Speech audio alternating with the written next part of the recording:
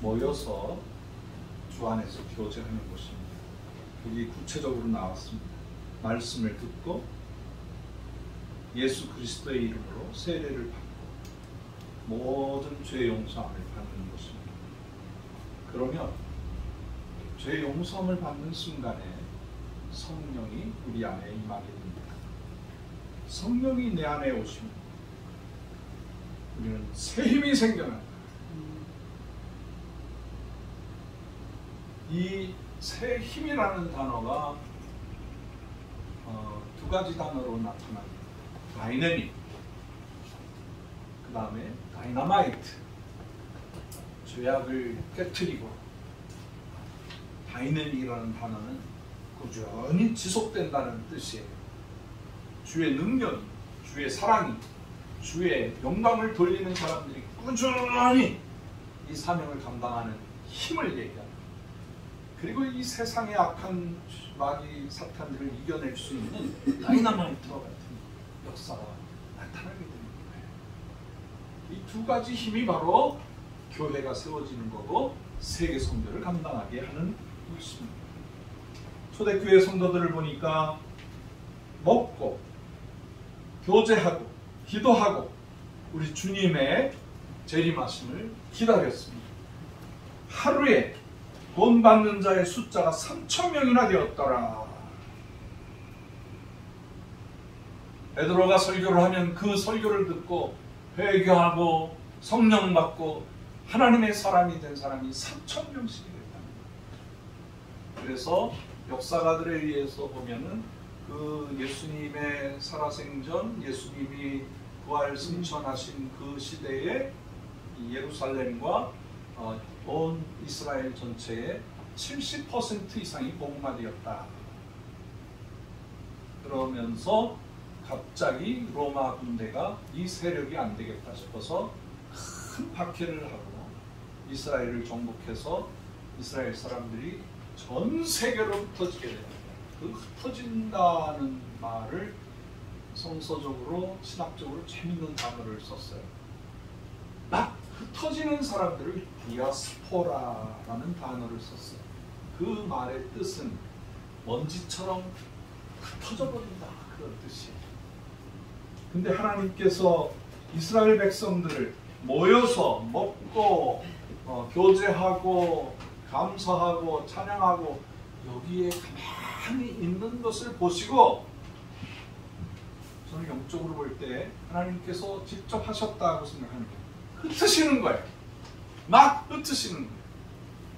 그래서 지구 전체로 흩어져서 그들이 세계에 선교하는 귀한 선교사님들이 되었다. 이것이 계속해서 로테이션으로 사이클 되어져 가는 거예요. 그러한 능력받고 세임을 받은 사람들이 나가서 복음을 전하면 그 지역이 복음화되고, 그러면 거기에 교회가 세워지고 그 교회 안에서 함께 교제하고 사랑을 나누고 말씀 공부하다 보면은 그분들이 또 능력을 받게 돼서 복음을 들고 나가는 거예요. 계속해서 선교가 이루어지게 되는 것이 지금까지 2000년의 하나님의 역사입니다. 할렐루야. 네. 마지막 때는 하나님께서 어떤 민족을 쓰시는가 보니까 성경의 요한계시록의 이사야의 요엘서의 여러 신구약을 막론하고 한 민족에게로 집중이 되어 있어요. 저는 이스라엘 민족인 줄 알았어요. 그런데 종말론으로 보니까 마지막 때 하나님이 한 민족을 택하시는데 힌트가 있어요. 제가 어느 민족인지 힌트를 드릴 테니까 여러분이 알아맞혀 보세요. 한민족. 모르는 척하고 좀 점점 이렇게 될 때 얘기하셔야지. 결론을 딱 얘기해 보셨네. 아이고, 성경 받으신 분이라서 할 수 없지 뭐. 그 성경에 뭐라고 나오냐면 해 뜨는 곳에 거기 지명이 나와요. 동방에 어떤 물이냐면 박해받는 사람들이, 그리고 흰옷 입은 사람들이 주의 이름을 부른다. 그분들이 주의 이름을 부른다. 내가 그들과 함께 할 것이다. 힌트가 갔어요? 예. 그 최고의 클라이막스를 느끼고 있는 그 센터가 바로 우리 한반도. 하나님께서 이 민족을 일깨우기 위해서 38선을 그어놓으시고 지금도 북쪽에는 끓는 기름가마가 막 넘쳐나려고 합니다. 성경에 넘쳐났다라는 말은 없고 끓는 기름가마가 막 넘쳐나려고 하는 상황이야. 그러면 지금 핵폭탄 가지고 고사포 가지고 서울을 불바다로 만들겠다고 계속 공갈 협박하고 며칠 전에도 김정은이가 우리 한국을 전멸시키겠다고 그런 말을 하잖아요. 계속 북쪽에서 끓는 기름가마가 남쪽으로 향하게 하는 성경에 준비된 민족의 모습이에요. 그런데 나는 그것이 군 생활하면서도 정말 그 잠을 제대로 못 자. 간첩이 나타나고 뭐 그런 것 때문에도 광주 항쟁이 일어나고 12.12 사태가 일어나고 뭐 그냥 뭐 제가 군 생활을 전쟁과 같은 군 생활을 했어요. 내 동료들이 총탄에 맞아서 막 죽어져 가고 그 시체가 돼서 오면 제가 그 시체를 가서 염을 해주고 전방에 가서 그 지뢰를 싣는 일을 하는데 제가 공병대를 나왔기 때문에 근데 어떤 친구가 다 해가지고 이렇게 뒤로 빠져나오다가 그 뇌관을 건드려서 거기서 폭발을 했는데 그 형제의 몸이 다 없어져 버렸어요. 그래서 시신을 수습을 해야 되는데 없어진 거야. 디아스포라처럼 먼지처럼 날아가 버렸어. 육체가 뭐 손이나 발가락이 남아있지 않고 먼지처럼. 그래서 우리가 어떻게 했냐면 나뭇가지를 꺾어가지고 나뭇가지에 걸려있는 살점을 뜯어서 그걸 수습해가지고 장례를 치러주곤 했습니다. 1979년도가 뭐 그렇게 심각하진 않았는데 제가 군생활할 때 보니까 많이 죽었어요. 많이 죽고 다치고 데모들을 많이 하니까 전선을 지키는 게 아니라 도리어 후방을 향해서 데모하는 민중들을 진압하는 훈련까지 할 정도였어요. 이건 아니잖아요. 아주 정말 그 와중에 제가 나라와 민족을 사랑하는 나라와 민족을 다 눈물로 기도하고 그 아주 민감한 영적인 상태로 군 생활을 제가 지냈어요. 그리고 지금 뭐 40년이 또 지났는데 40년 지나고도 우리나라는 분단의 아픔을 경험하고 있습니다. 왜 이렇게 우리 민족을 나누어 놓으셨을까? 제가 북한에 들어가서 북한 백성들을 보면은 제일 먼저 미운 생각이 안 들고 어쩜 이렇게 불쌍하게 사는가? 왜 이렇게 저주받고 사는가? 복음을 듣지 못한 사람들이 얼마나 고통스럽게 사는가를 보는 거예요.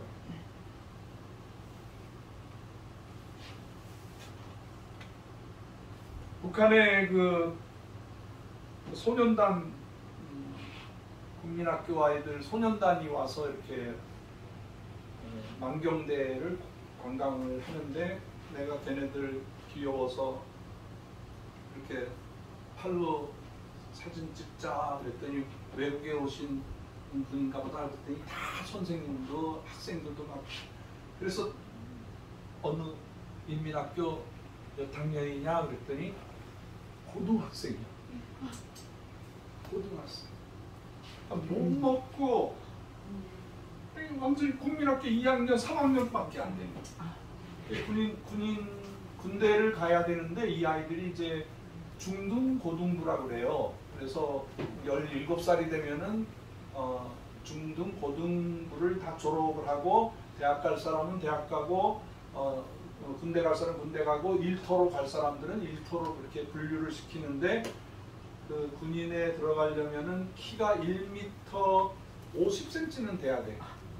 1m 50cm는 돼야 군대 들어갈 수가 있는데 너무 영양실조에 걸려 있어서 1m 40도 안 되고 1m 30cm를 끊어요. 1m 30cm. 우리 전본사님 뭐 교편을 잡으셨으니까 1m 30cm면 한국 학생 초등학교 3학년? 3, 4학년. 그래서 군인들이 이렇게 지나가면은요, 아주 이런 어린아이야. 더 놀라운 일은 우리 처녀들이 나이가 20살이 넘어도 2차 성징후가 안 생겨. 정말 비참해요, 비참. 제가 그거를 보면서 하나님 어떻게 이 민족을 이렇게 분단시켜 놓고 그렇게 우리 민족이 고통을 당하게 하십니까? 지금도 그게 의문이었었어요. 하나님이 우리를 사랑하신다면 어떻게 이럴 수가 있어요? 이제는 통일이 벌써 됐어야 될 때가 아닙니까? 70년이 넘었잖아요.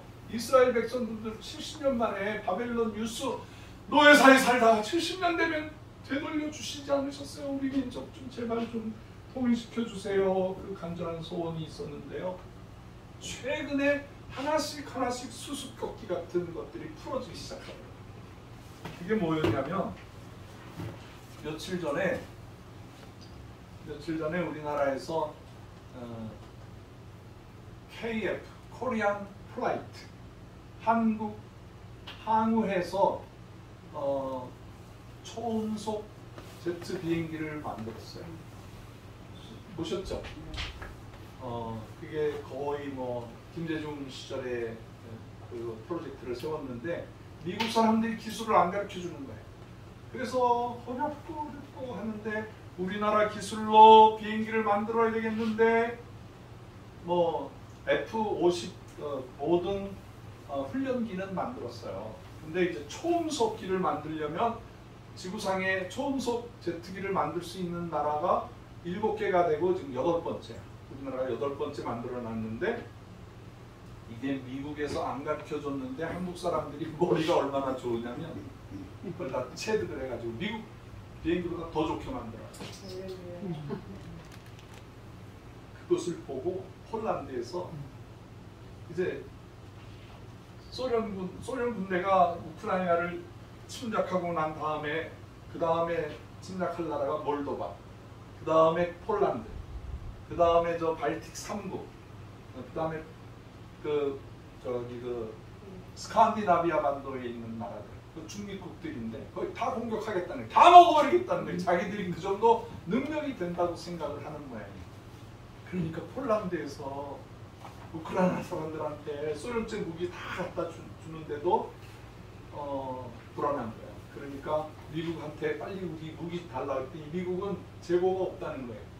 폴란드 사람들한테 줄 만한 무기가 없다는 거예요. 그때 한국 사람들이 만든 비행기 K9 자주포라는 게 있어요. 포가 이렇게 쏘고 막 끌고 다니면서 또 다른 데를 피하고 그래야 되는데 한번 쏘면은 그거를 알고 거기를 폭격을 해요. 그래서 3분 안에 다른 지역으로 옮겨야 돼요. 그거를 탱크처럼 만들어 가지고 쏘면은 반동도 없고 반자동도 없고 완전히 정확하게 1m 안에 정확하게 맞는. 근데 노르웨이가 그거를 가져갔어요. 스웨덴이 수입하기 시작했어요. 그거를 달라는 거예요. 그거를 그래서 뭐 지금 500문 정도를 가져갔는데 1000개를 더 사겠다는 거예요. 그리고 T-50을 사겠다는 거예요. 그리고 이 KF-21 제트 비행기, 초음속 비행기를 사겠다는 거예요. 세상에 군사력이 제일 좋은 나라가 미국, 그 다음에 소련, 그 다음에 뭐 중국, 뭐 독일, 뭐 프랑스 이렇게 생각했는데 요즘에는 완전히 달라졌어요. 한국이 분단을 하면서 어떻게 하면 자주국방을 할 수가 있는, 어떻게 하면 한반도가 북한의 그 공갈과 협박을 이겨내서 통일할 때 그냥 전쟁하지 않고 이겨낼 수 있는 큰 무서운 무기들을 만들었는데 그거를 다 합쳐보니까 지금 미국 다음에 한국이 군사력 최고가 된 거예요. 할렐루야. 그렇게 많은 우리 아들들이 군대 가서 2년, 3년 동안 고생하면서 사고도 생기고 그러는데 그러한 우리의 눈물이, 우리는 새벽기도 일어나서 하지만은 군인들은 매 시간마다 보초를 서야 되고 또 훈련을 해야 되고 피눈물을 흘리면서 군생활을 하고 돌아오는데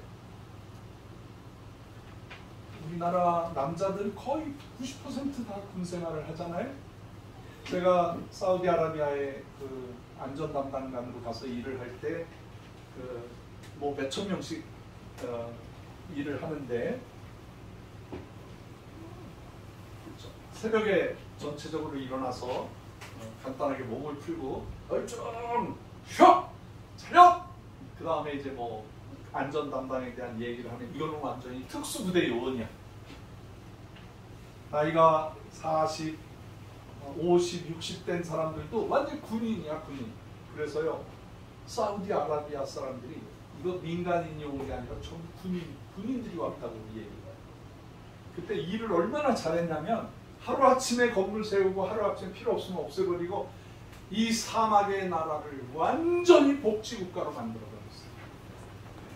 근데 이제는 기술이 좋아지니까 뭐 가서 몸으로 땜빵을 하는 게 아니라 전체 프로젝트를 해가지고 전체 오다를 받아서 동남아시아 사람들, 뭐 저 아프리카 사람들을 불러다가 그 사람들한테 시급을 주는 거죠. 그렇게 일을 하는데 지금도 그래요. 그 사람들이 아라비아 중동에 있는 사람들이 한국 사람들이 와서 일할 때가 너무 좋았다. 너무 좋았다는 게 한국 사람들 뭐 일 맡기면은 실수가 없다는 거예요. 정주영이가 이제 중동에 사업을 하러 가려고 생각지도 않았을 때 우리나라 정부 관계자들이 중동에 가서 일할 만하냐 그랬더니 100% 전부 다 안 됩니다. 거기는요 너무 덥고요, 물도 없고요, 뭐 아무것도 할 수가 없어요. 거기서는 도대체 뭐 사람 죽을 때예요. 그래서 정부 관계자가 그렇게 말을 하니까 정주영 씨를 불러서 중동에 가서 한번 당신이 타진하고 오라고. 정주영 씨가 중동에 가서 보고 일주일 만에 돌아와서 각하! 중동은요 일하기가 너무 좋습니다. 모래가 있어서 시멘트만 부으면 됩니다. 낮에는 40도 50도 되기 때문에 밤에 하면 됩니다. 물은 우리가 석유를 수입할 때 석유를 가져와서 빈 배로 가야 되는데 거기다 물 싣고 가면 우리가 다 할 수 있습니다. 그래가지고 그때 우리가 100만 명 이상이 가서 돈을 벌어온 거예요. 오늘 우리가 이렇게 살게 된 게 중동에 가서 땀 흘리고 부상당하고 죽으면서 벌어온 돈으로 우리가 경제를 부흥시키게. 믿으시면 아멘 하세요. 다 고통받는 나라인데 우리나라 사람 달라요. 우리나라는요 군대에서 안 되면 어떻게 하라고요? 되게 하라. 일하면서 싸우고 싸우면서 일하자. 뭐 그래서 우스갯소리 야 싸울 시간 됐는데 그러면서 이제 전 세계에서 가장 부지런하고 유태인이 깜짝 놀랄 정도로 유태인들이 한국 사람을 감당을 못하는 거예요. 유태인들이요 새벽 4시에 일어나서 그 뉴욕에 있는 그 어시장이나 과일 시장이나 이거 다 관리해요. 제일 좋은 건 자기들이 가져가서 파는 거예요. 그걸 딱 한국 사람들이 가서 이렇게 보다 보니까 이분들이 4시에 나오네. 그래가지고 3시에 나가겠어요. 그러니까 유태인들이 놀래가지고 아이고 이거 3시에 나가잖아요. 2시에 나가고 하루 종일 기다리면서 그래서 결국에는 한국 사람들이 유태인들 가는 거기가 다 그냥 유태인들과 쫓겨나. 알고 보니까 유태인들과 한국 사람들은 형제지간이에요. 근데 우리는 하나님께서 마지막 때 20세기에 21세기에 쓰시려고 동방 끝에 해 뜨는 곳에 고난받는 곳에 가장 힘든 민족으로 훈련시켜 놓으셨고 이스라엘 백성들은 모세를 통해서 그 다음에 12제자를 통해서 그 시대에 하나님께서 쓰신 거예요. 그래서 구약을 저수를 했잖아요. 그 신약도 누가 저수를 하냐면 다 유태인들이 하는 거예요. 그리고 유태인들이 선교사로 나갔어. 근데 지금은 안 해.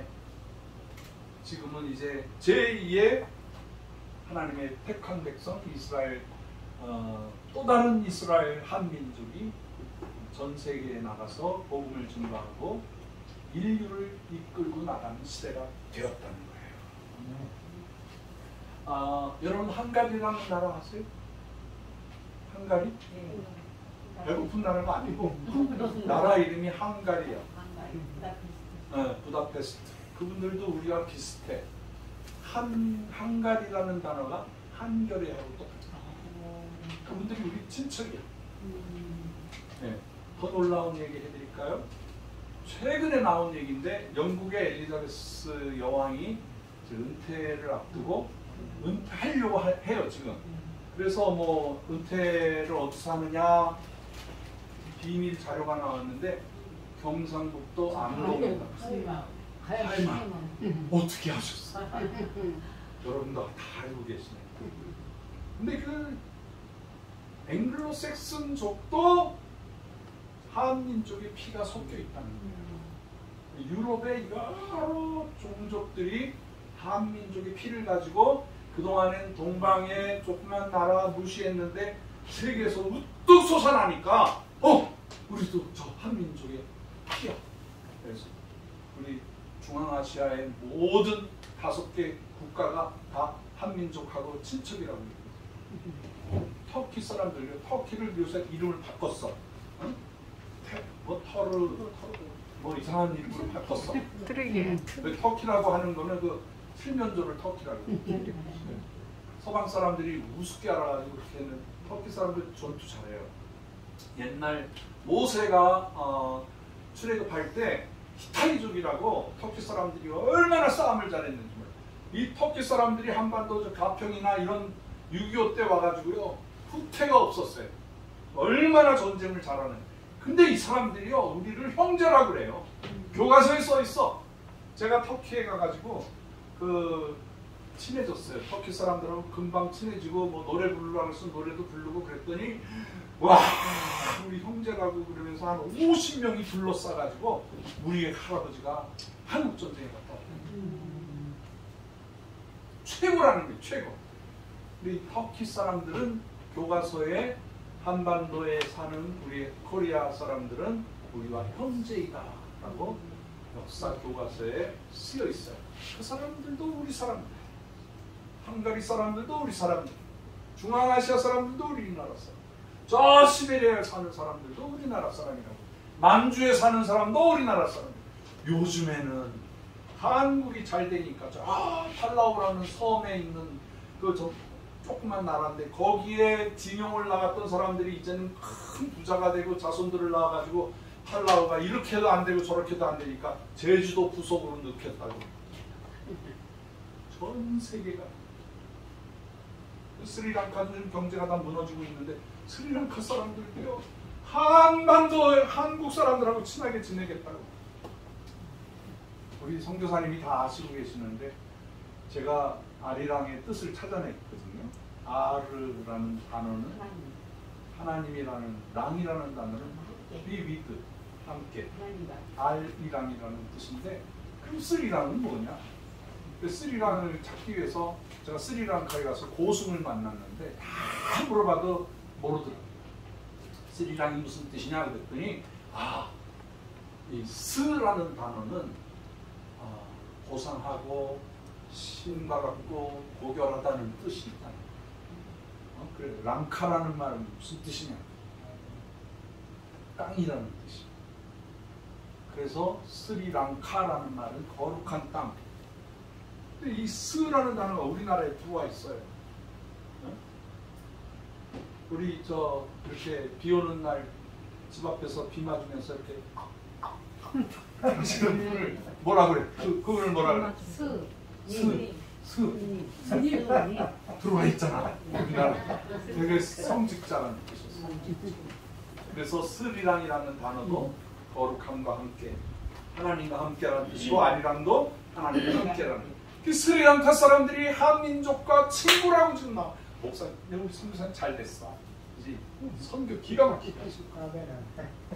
다음에 와서 또 한번 제 2탄, 3탄 시간을 드릴 테니까 오늘 이렇게 선교사님들이 오셔서 우리가 뭐 여러 순서 맡으신 분들이 시간을 양보해 주셔서 감사하고, 하나님께서는 한민족의 그 2000년 동안의 그 고난받는 시기를 충분히 우리가 경험했고 답습했고, 이제는 말씀으로 빌리그람 목사님을 통해서 미국의 그 KWMC 세계 선교 조직과 한국이 또 거기에 자극을 받아서 KWMA를 만들어서 세계 선교를 감당하는 든든한 조직들이 생겨났어요.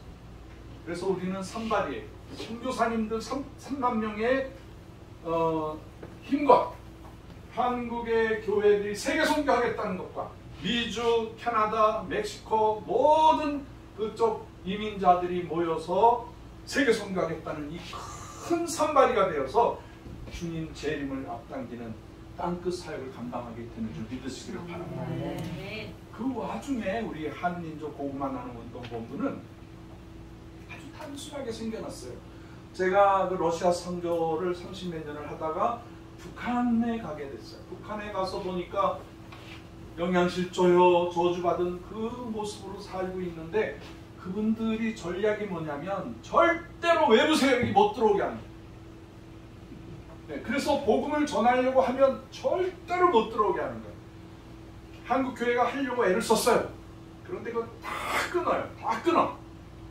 그래서 자기들만의 100년 전에 쇄국 정책했던 대원군이 쇄국 정책했던 역사의 아이러니로 지금 그러니까 멸망하는 거예요. 멸망하기 직전이에요. 직전. 그래서 하나님께서 북조선이라는 그 정말 하나님을 반역하는 사탄의 세력과 그리고 세계 선교하는 남한과 우리 세계에 흩어져 있는 우리 한인들에 의해서 온 세계 복음을 증거한다는 강력한 에너지가 지금 섞여 있는 거예요. 네? 이게 어마어마한 에너지. 여러분, 제가 중국에 가서 뭐 인삼 뭐 2만 원 뭐 싸게 한국에서 사는 거에 10분의 1도 안 되더라고. 그래 먹어봤더니 효과가 없어. 그 중국 거는 뭔가 텅 비어 있어.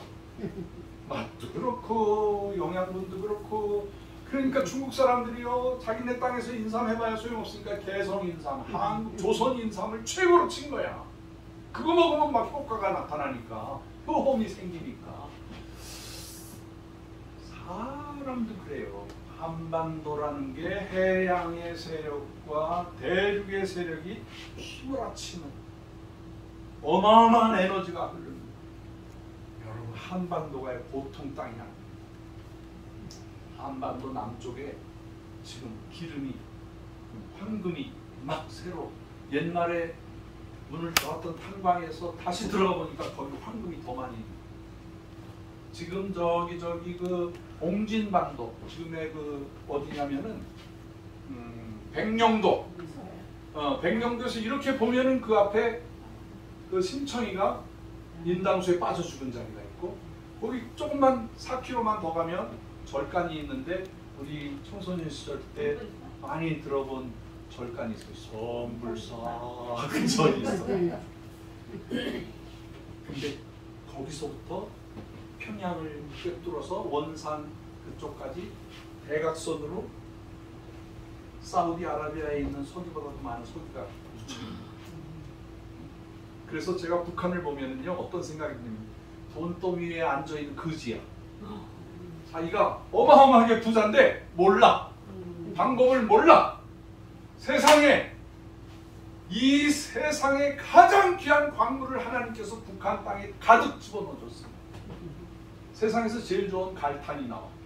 석탄. 그거 백성들한테 주면 겨울에 따뜻하게 지내는데 그게 돈이 됐다고 다 중국에다 팔아먹어. 우리 북조선 사람들은 덜덜덜 떨면서 살게 만들고. 북한의 지하자원이라는 것은 세계 최고의 지하자원입니다. 남한에는 하나님께서 한반도 전체 전 백성들 먹고 살 수 있는 좋은 호남 평야, 여기 저 뭐 김포 평야, 뭐 얼마나 좋은 평야들이 많아요. 저기 여기 전라북도 사람들 중에 땅 제일 좋은 데가 어디? 무슨 평야? 호남 평야인데 특별히 김제평야. 세상에 김제라는 곳이 그 일본 사람들이 거기에다가 항구를 만들어 가지고 거기서 나오는 지하자원, 금덩어리, 곡식들 다 가지고 들어갔어요. 그 군산항이 일본으로 가는 거예요.